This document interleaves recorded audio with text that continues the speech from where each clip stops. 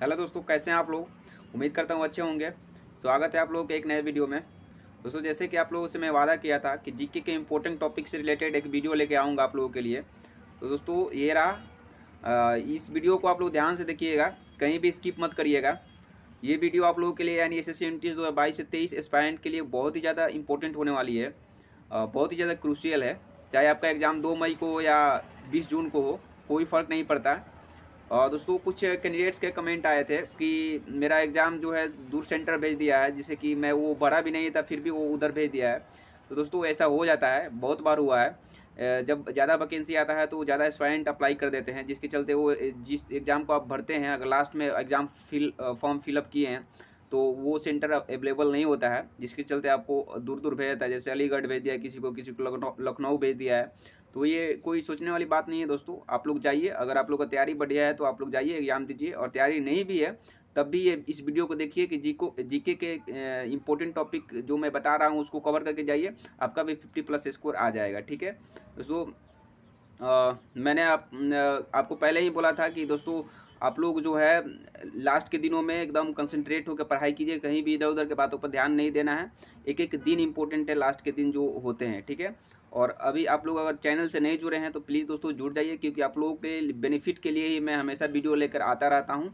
और ऐसा ना हो कि आप लोग जुड़े नहीं हैं, कोई मैं वीडियो अपलोड किया और आप लोगों को नहीं पता चला, फिर ये बोलिएगा कि हाँ, कि ये हमको बताए नहीं, चाहे कुछ भी। दोस्तों जैसे कि आप लोगों को पता है कि मैं एसएससी एमटी 2021 से सिलेक्टेड हूँ, और मेरा 95.5 मार्क्स था, और जीके में मेरा 21.5 मार्क्स था आउट ऑफ 25। ठीक है।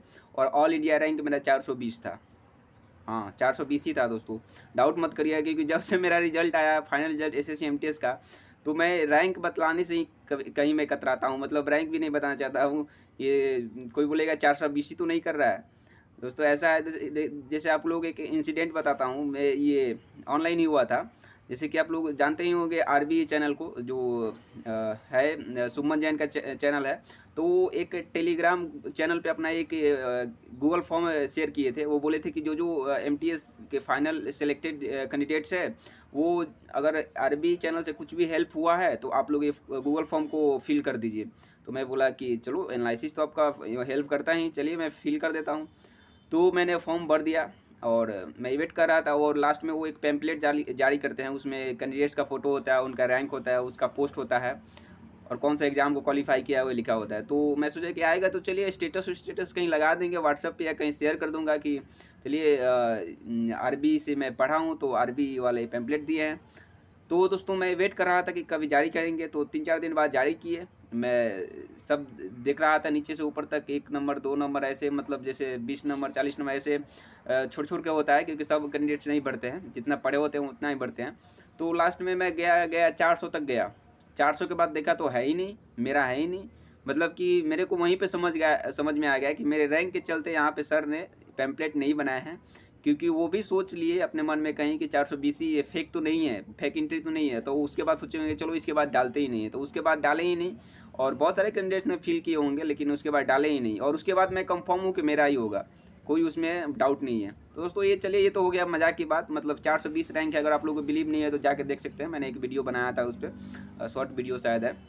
तो ठीक है दोस्तों, चलते हैं अपने जो टॉपिक पे बात करने वाले हैं हम लोग, और इस वीडियो को ध्यान से देखिएगा। ठीक है। जैसे कि आप लोग देखिए, लूसेंट से पढ़ना है दोस्तों। जो भी मैं टॉपिक बताऊंगा, मैं लूसेंट से ही पढ़ा हूँ और कहीं से नहीं पढ़ा हूँ। जब भी मैं एग्जाम देने जाता हूँ तो इसी से रिवीजन करके जाता हूँ। तो दोस्तों जैसे कि आप लोग देख सकते हैं यहाँ पे ये लूसेंट का बुक है, और यहाँ से आप लोग का स्टार्ट होगा। ठीक है। आप लोग ये नोट करते जाइएगा। जैसे कि देखिए, हिस्ट्री एक ऐसा सब्जेक्ट है ना, हिस्ट्री के जो जो आप लोगों का पढ़ना है, इसमें पहले ही मैं क्लियर कर देता हूँ जो मैं यहाँ पे टिक आउट किया हूँ। ठीक है। और उसको, इसके अलावा जो आप लोगों को पढ़ना है, जितने भी वंश है हिस्ट्री में, जितने भी वंश डायनेस्टी है, उसके संस्थापक फाउंडर, उस डायनेस्टी के कैपिटल कहाँ थी, और उस डायनेस्टी से कुछ इंपॉर्टेंट फैक्ट जो है वो याद कर लीजिएगा। दो दो चीज़ पहले तो ये सारे जितने भी वंश है उसका याद करना है, उसका फाउंडर, उसका राजधानी। ठीक है। और उसमें जैसे कुछ टॉपिक्स में इंपॉर्टेंट होते हैं, जैसे कि पूछ देता है फायान किसके शासनकाल में आया था, ह्वेन सांग किसके शासनकाल में आया था, इंडिका के पुस्तक के लेखक कौन है, नालंदा विश्वविद्यालय के संस्थापक कौन है। तो ये सब कभी कभी इंपॉर्टेंट टॉपिक पूछ देता है, लेकिन जो मैक्सिमम आते हैं क्वेश्चन दोस्तों वो वंश और संस्थापक से आते हैं और युद्ध से। ठीक है, युद्ध एक भी नहीं छोड़ना है, इतिहास में जितना भी वार है उसको नहीं छोड़ना है। लास्ट में लुसेंट के दिया हुआ है और आप लोग छाँट छाँट के भी पढ़िएगा, ये आप लोगों के लिए बहुत ज़्यादा इंपॉर्टेंट होगा। ठीक है, और यहाँ पे देख लीजिए मैं कौन कौन से टॉपिक बता रखा हूँ आप लोगों के लिए। एक मिनट दोस्तों, हाँ यहाँ पे जैसे देखिए सिंधु सभ्यता में पढ़ना है, उसमें भी सब नहीं पढ़ना है। उसमें जो दिया होता है कि जैसे कि आप किस मतलब कि ये कहाँ मिला है, ये वस्तु कहाँ मिला है, ये सब पढ़ लीजिएगा। C40 रेडियो कार्बन उसको याद कर लीजिए। वैदिक सभ्यता में दोस्तों उसमें भी पूरा नहीं दशराग युद्ध के बारे में बोला है, वो पढ़ लीजिएगा। जो नदियों का पुराना नाम है वो पढ़ लीजिएगा, और कहीं कहीं इंपॉर्टेंट चीज़ दिया है तो उसको पढ़ लीजिएगा। ठीक है, महाजनपद का उदय में जितने भी राज्य और राजधानी है उसका याद कर लीजिएगा। 16 महाजनपद थे, उसका मतलब राजधानी याद कर लीजिएगा। बौद्ध धर्म याद कर लीजिएगा, और मगध राज का उत्कर्ष, मौर्य साम्राज्य, गुप्त साम्राज्य, और दोस्तों इसमें जितने भी वंश है प्राचीन इतिहास में उसका संस्थापक और राजधानी याद कर लीजिएगा। ठीक है, और ना हो तो मैं इंपॉर्टेंट जो उसमें का फैक्ट होता है कहीं कहीं से मैं उपलब्ध करा दूंगा आप लोगों को टेलीग्राम चैनल पे, वहाँ पे आप लोग ज्वाइन हो जाइए।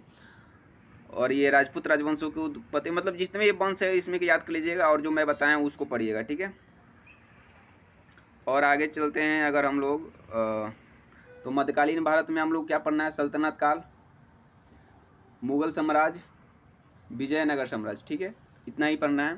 और इसमें भी जो वंश और संस्थापक होगा, संस्थापक और राजधानी, उसको याद कर लीजिएगा।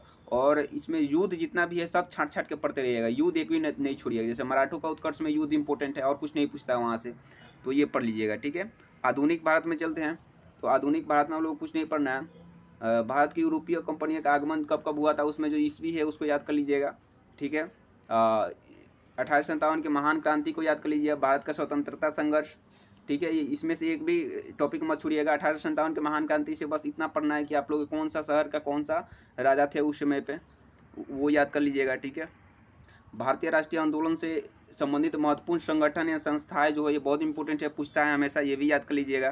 ठीक है, और सब पूरा टॉपिक क्लियर करते जाइएगा, कहीं भी छोड़िएगा मत। ठीक है, वो ऐसा कि उससे क्वेश्चन आए तो मैं बना दूँ। ठीक है, रिटेन करके रखना है माइंड पे। स्वतंत्रता आंदोलन से संबंधित प्रकाशित पत्र पत्रिका, इसको भी पढ़ लीजिएगा। कांग्रेस अधिवेशन जो है उसको भी याद कर लीजिएगा। ब्रिटिशकालीन आयोग और समितियाँ, ये भी इंपॉर्टेंट है, इससे भी क्वेश्चन आते हैं।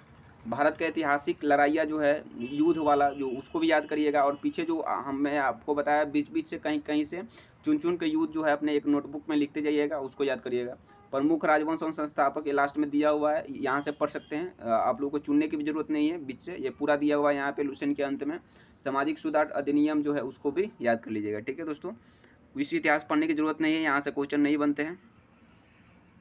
और अब देखते हैं दोस्तों भूगोल में क्या पढ़ना है। भूगोल में ज़्यादा कुछ नहीं पढ़ना है। विश्व भूगोल में, भारत के भूगोल में बहुत कुछ पढ़ना है, लेकिन इसमें नहीं। सौरमंडल से जो है सौरमंडल पूरा कवर कर लीजिएगा, छोड़िएगा नहीं उसमें का। महाद्वीप में केवल एशिया महाद्वीप देख लीजिएगा। ठीक है, और ज़्यादा महाद्वीप देखने की जरूरत नहीं है। वायुमंडल पढ़ लीजिएगा, जो मतलब कि जैसे कौन से वायुमंडल में क्या कौन सी घटनाएं होती है, कौन सा चीज़ होता है, उसको पढ़ लीजिएगा। विश्व के प्रमुख फसलें एवं उत्पादक देश पढ़ लीजिएगा। ठीक है, और विश्व के प्रमुख खनिज एवं उत्पादक देश पढ़ लीजिएगा। ये भी उसमें इंडिया का जो रैंक है उसमें वो वाला पढ़ने के लिए मैं बोल रहा हूँ, वो इम्पोर्टेंट है, वो पूछता है कभी कभी। ठीक है, और दोस्तों आगे चलते हैं। तो यहाँ पे विश्व के प्रमुख पर्वत शिखर जो है उसमें जैसे कंचनजंगा उंजंग दिया होता है, तो उसको भी याद कर लीजिएगा, वो इम्पोर्टेंट है। उसमें इंडिया का बहुत से पर्वत है। विश्व के प्रमुख पठार पढ़ लीजिए, जैसे पामीर के पठार है। विश्व के प्रमुख रेगिस्तान जैसे सहारा रेगिस्तान, थार, ये सब आता है, तो ये सब देख लीजिएगा। थार का कितना नंबर पे रैंक है।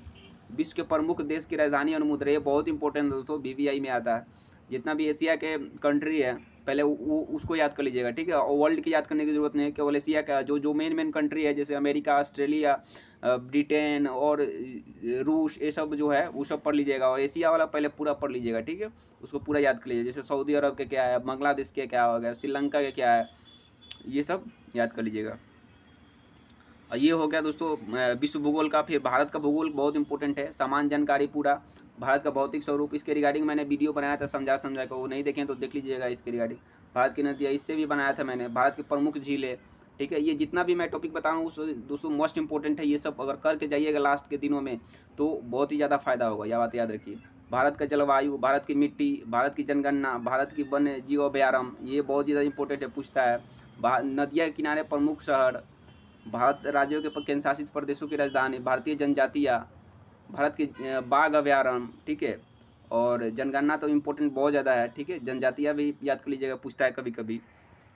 और दोस्तों भारतीय अर्थव्यवस्था से ज़्यादा कुछ नहीं पढ़ना है, राष्ट्रीय आय पढ़ लीजिएगा, आर्थिक आयोजन पढ़ लीजिएगा, नियोजन आयोजन जो है जो प्रथम पंचवर्षीय योजना ऐसे करके है, उसमें इंपॉर्टेंट चीज़ जो है जैसे अर्थशास्त्र परीक्षा उपयोगी तथ्य जो है उसको याद कर लीजिएगा, उसमें बहुत सी चीज़ें दिया गया है, ऐसे ज़्यादा लड़ता नहीं है लेकिन पढ़ लीजिएगा, कहीं आ जाए तो आ जाए, इम्पोर्टेंट है आपके लिए, ठीक है। महत्वपूर्ण आर्थिक शब्दावली है, उसको भी देख लीजिएगा एक बार, ये अर्थव्यवस्था से है। भारतीय संविधान सबसे इम्पोर्टेंट है यहाँ पे।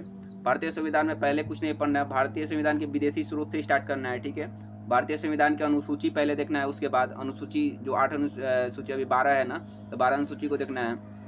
और फिर भारत के पुनर्गठन, जो राज्यों का पुनर्गठन में उसमें भाग दिया हुआ है 20 भाग 22 भाग, तो भाग को एक भी, संविधान के भाग को एक भी नहीं छोड़िएगा, सबको याद कर लीजिएगा कि कौन से भाग में क्या आता है, ठीक है। जैसे भाग 4 में मौलिक अधिकार, ऐसे करके 4 के क में भले भाग 3 में आता है ना शायद मौलिक अधिकार, ये मौलिक अधिकार है। मौलिक अधिकार में एक भी क्वेश्चन नहीं छोड़ा है दोस्तों, सारे को रट जाना है मौलिक अधिकार, ठीक है। बहुत VVI है ये। राज्य के नीति निर्देशक तत्व पढ़ लीजिएगा, मौलिक कर्तव्य भी देख लीजिएगा कितने होते हैं, जैसे 11 मौलिक कर्तव्य होते हैं, ठीक है। और फिर दोस्तों संघीय संसद के बारे में पढ़ लीजिएगा, जिसमें लोकसभा, राज्यसभा, राष्ट्रपति के बारे में दिया होता है, उससे एक भी अनुच्छेद मत छोड़िएगा, पूरा अनुच्छेद देख लीजिएगा, ठीक है। देखिए संविधान में अनुच्छेद आपको जितना भी दिया हुआ है लूसेंट में, सब एक नोटबुक में नोट करके उसको रखिएगा, सब याद कर जाना है। और लूसेंट के पीछे से बैक साइड में भी अनुच्छेद से दिया हुआ है क्वेश्चन, अनुच्छेद से दिया हुआ है एकदम वो बना के, तो उसको भी पूरा रट जाना है, ठीक है दोस्तों। अब देखते हैं वित्त आयोग पढ़ लीजिएगा, जैसे 280 में वित्त आयोग होता है। फिर आपात उपबंध बहुत इंपॉर्टेंट है। राष्ट्रीय चिन्ह जो होते हैं भारत के, उसमें उसके रिगार्डिंग दिया हुआ है, उसका वैज्ञानिक नाम या सब कुछ। अनुच्छेद एक भी नहीं छोड़ना है, ठीक है दोस्तों, अनुच्छेद सब पढ़ जाना है। संविधान के मुख्य, जैसे प्रमुख अनुच्छेद, ये लास्ट में दिया हुआ है, ये याद कर लीजिएगा। तो यही याद करना था दोस्तों पॉलिटी में।